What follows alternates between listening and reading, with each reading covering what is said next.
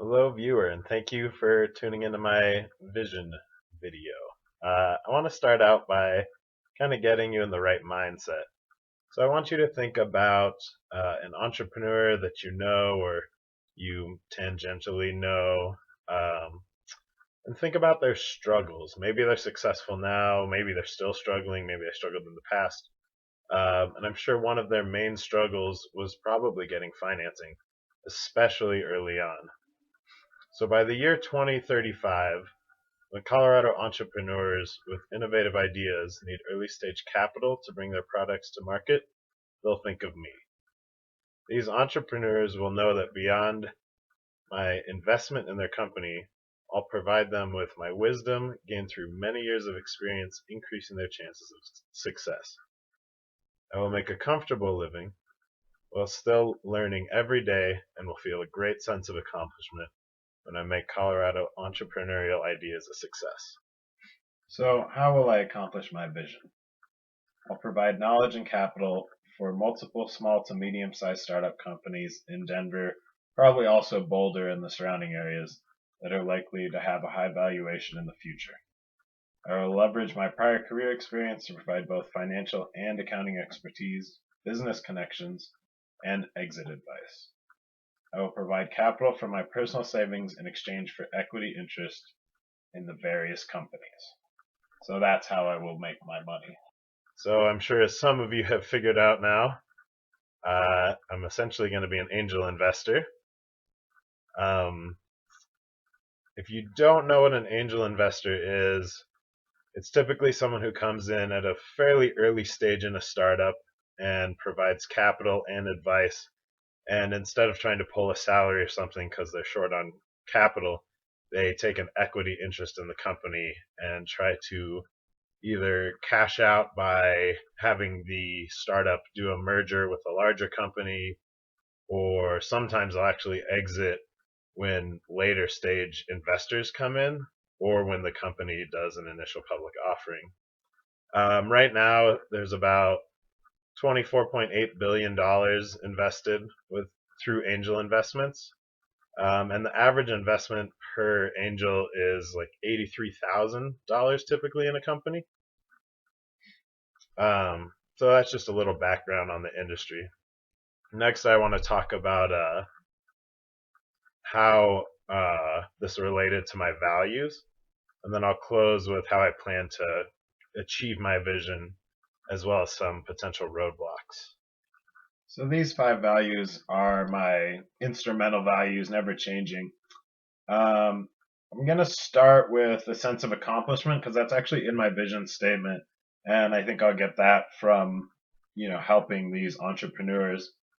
And then wisdom, I'll obtain that through constantly learning, both to get to where my vision is, as well as, all these companies are in different industries and things like that. So I'll be continually learning, which will lead me to happiness. And also tying into the happiness, an exciting life. I think helping these companies will be very exciting, but I think also, and also along with the comfortable living, um, having the financial means to travel and do other things will also lead to an exciting life. All right, so let's talk about putting the pieces together and how I'm going to get there. My past experience, along with internships, is a BSBA, double majored in accounting and finance. I wanted to see both sides of the kind of financial equation, just to gain a better understanding. Then I'm presently doing my MS accounting, and I just finished my last CPA exam last month, so pretty excited about that. And then this summer, I'll be starting with Ernst& Young. They're a Big Four accounting firm. And eventually, I hope to move into their TAS practice, which is transaction advisory services. They do mergers and acquisitions work and things like that. And then after that, I may go into a top 10 MBA program. Working with EY TAS definitely helps with the entrance into those programs. Of course, it's still very competitive and difficult. And then to finish, I'd move into private equity.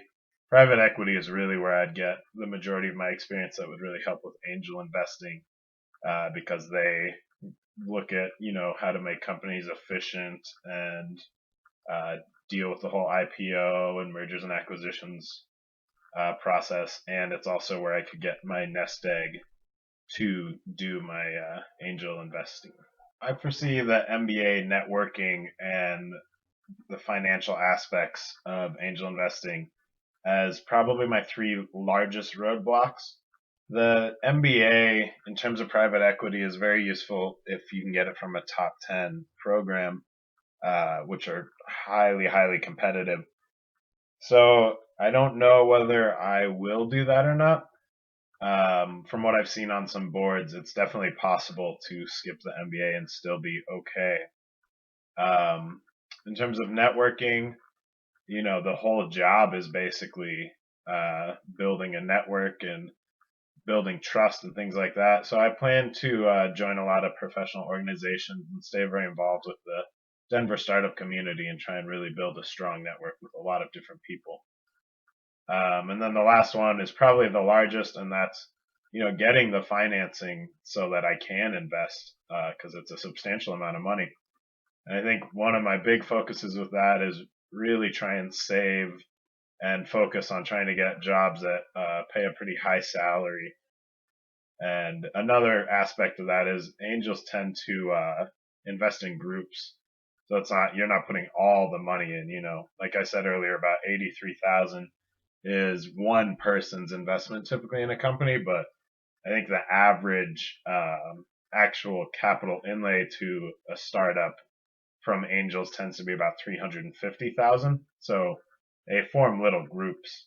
So that kind of mitigates that roadblock a little bit. So that concludes my presentation. Thank you for listening.